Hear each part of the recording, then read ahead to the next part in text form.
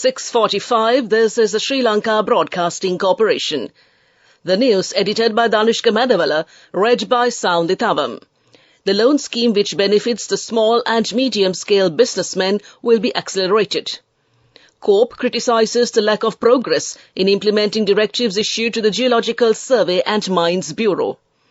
Sri Lanka's official reserve assets increase. The President plans to establish a digital promotion agency to collect public sector data.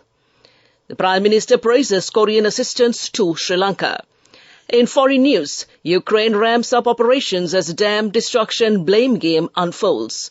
And in sports, Lionel Messi to join MLS side Inter Miami after leaving PSG. Minister Ramesh Patirana has instructed the relevant officials to accelerate the loan scheme which benefits the small and medium-scale businessmen. The loan scheme will facilitate the small and large-scale businessmen to avoid hardships they face. The ministerial subcommittee was gathered recently with the participation of the minister. During the meeting, he instructed the officials to provide loans without delay. The minister also said that there is a significant increase and development in local industries due to the import restrictions. Sri Lanka earned the largest sum of foreign revenue last year. It was $13.1 billion. He added that many people have started and developed their export businesses during the import restriction period.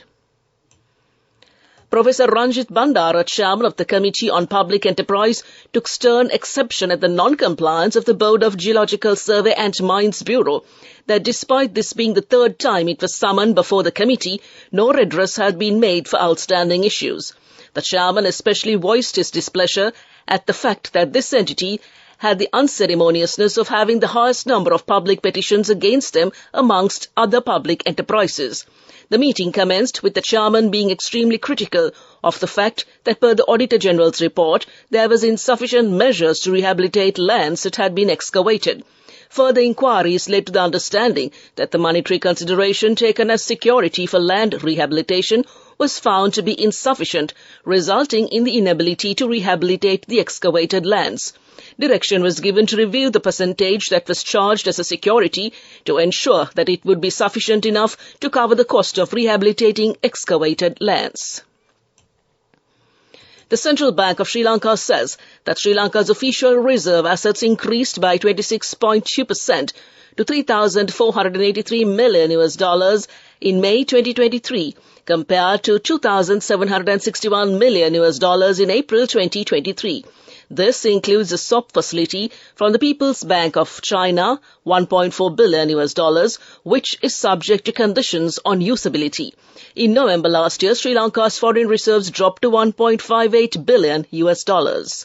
This news broadcast comes to you from the Sri Lanka Broadcasting Corporation.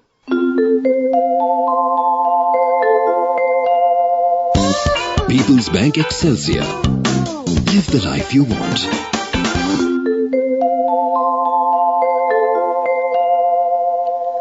President Ranil Wickremesinghe announced plans to establish a digital promotion agency aimed at developing computer applications for the collection and monitoring of data from various government entities in Sri Lanka. Previously, private companies had the responsibility for creating such applications for government organizations. However, the President emphasized the need for a dedicated agency to carry out this task in the future. President Ranil Wickremesinghe shared these intentions during a meeting with governing and opposition members of Parliament at the Parliament complex yesterday. Prime Minister Dinesh Gunawardena said South Korean assistance to Sri Lanka by imparting knowledge and providing assistance in many fields is all the more praiseworthy as it is a continuous process. He said this when Korea's President's Special Envoy Lee Jun-bok and a team of Korean parliamentarians called on him at the Prime Minister's office in Parliament on June 6th, and the Director General of Busan City, Yoo Jang-cho, at Temple Trees yesterday. The Prime Minister said that the Republic of Korea and its donor agencies, as well as development foundations, continue to undertake many welfare measures, keeping up with Korea's magnanimous gesture of assisting Sri Lanka. The Prime Minister said that deep friendship and bilateral relations between the Republic of Korea and Sri Lanka continue to flourish to a remarkable level at present. The High Commission of India and Sri Lanka successfully organized the highly anticipated India-Sri Lanka Defence Seminar cum exhibition at the prestigious Taj Samudra Hotel. The event, held with the objective of fostering a stable and peaceful Indian Ocean region, aligned perfectly with India's vision of security and growth for all in the region.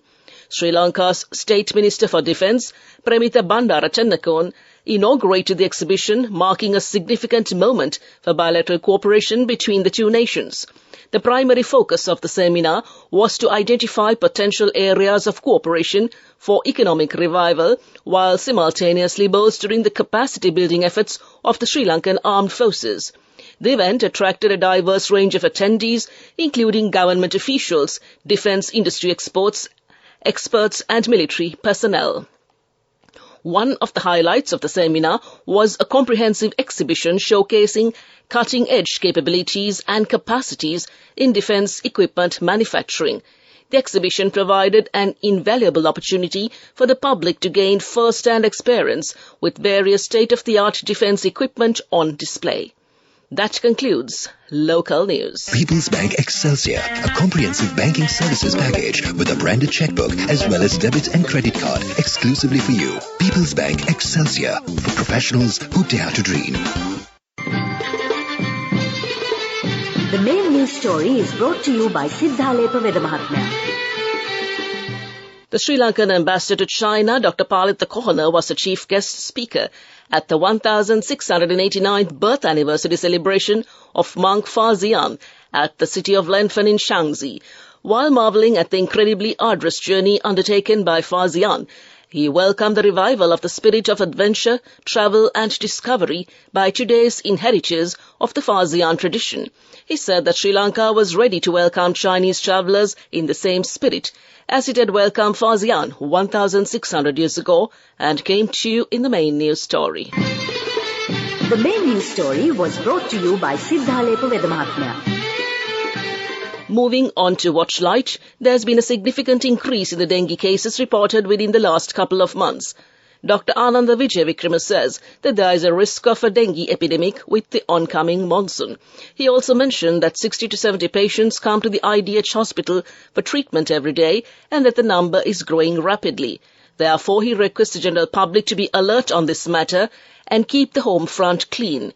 There should be a collective effort to identify the mosquito breeding places and destroy them without delay, and that came to you in Watchlight. Moving on to a bulletin of world news making headlines this morning.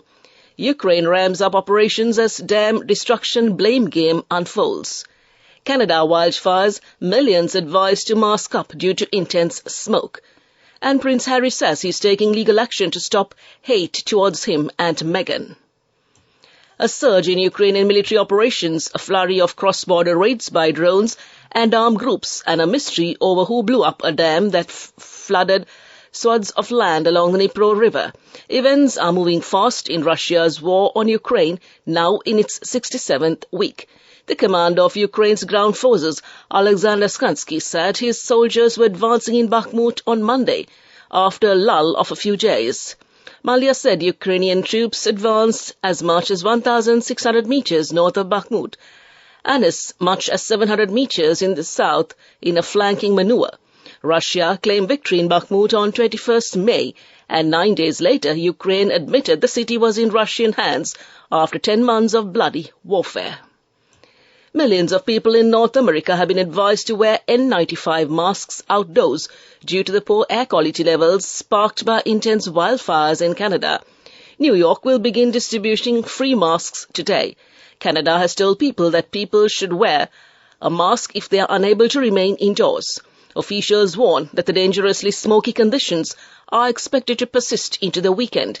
Much of the smoke is coming from Quebec, where 150 fires are burning. More than 15,000 residents are expected to be forced to evacuate in the province, officials said on Wednesday. It is already Quebec's worst fire season on record. New York Governor Kathy Hochul announced yesterday that New York would distribute 1 million masks to state residents on Thursday.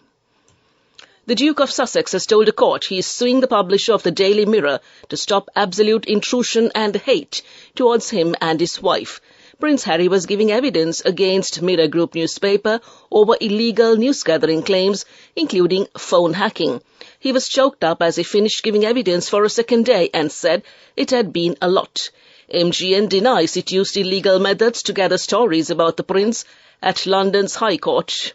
And the Prince explained he started discussions about possible legal action after a chance meeting in France in 2018 with David Chabon, now his barrister.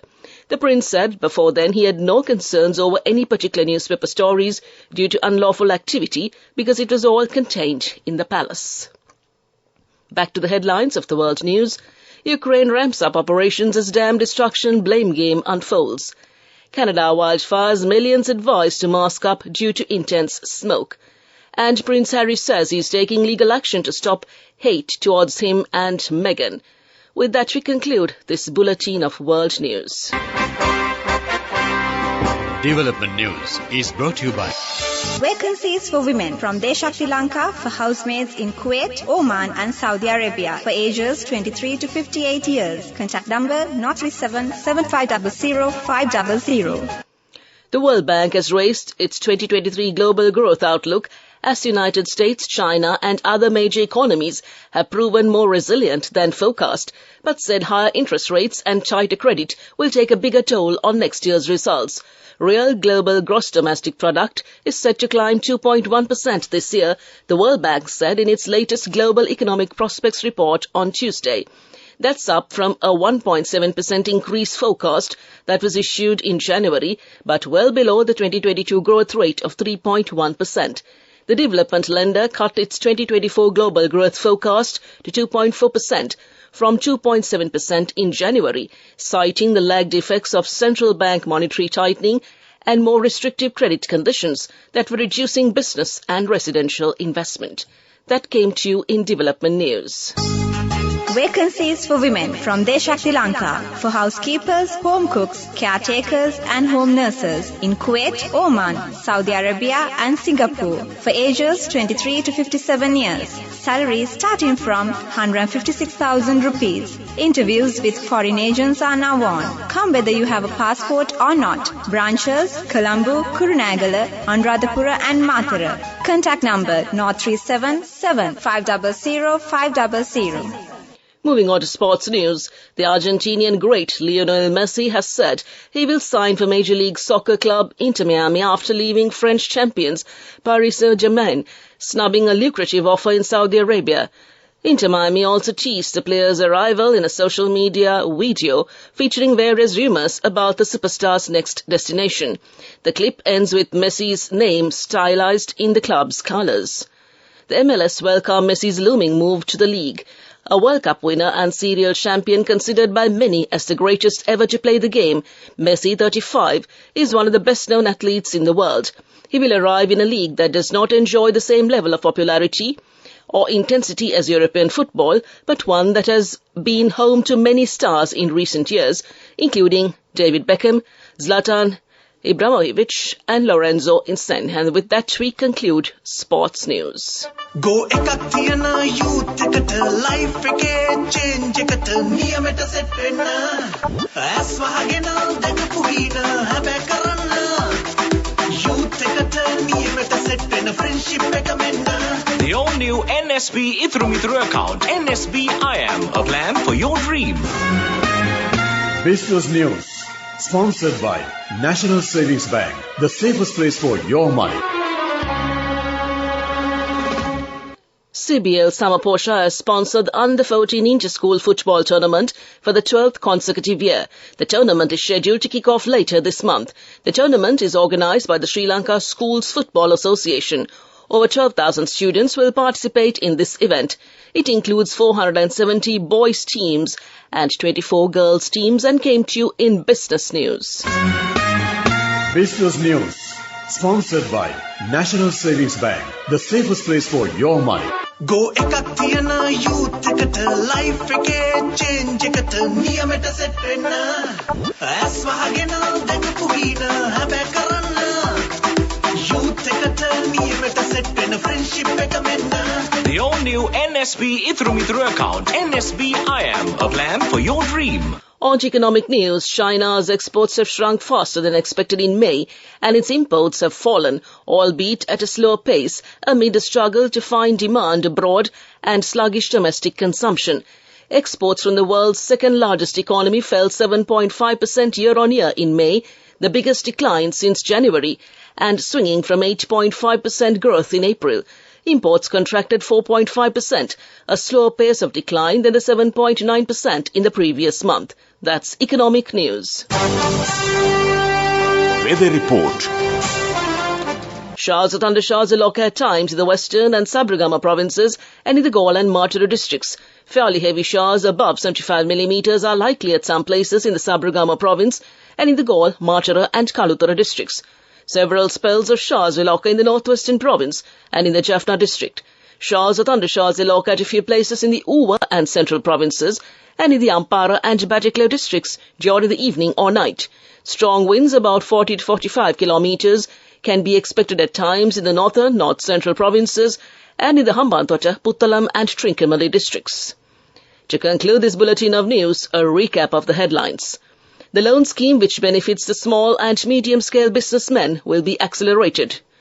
CORP criticizes the lack of progress in implementing directives issued to the Geological Survey and Mines Bureau. Sri Lanka's official reserve assets increase.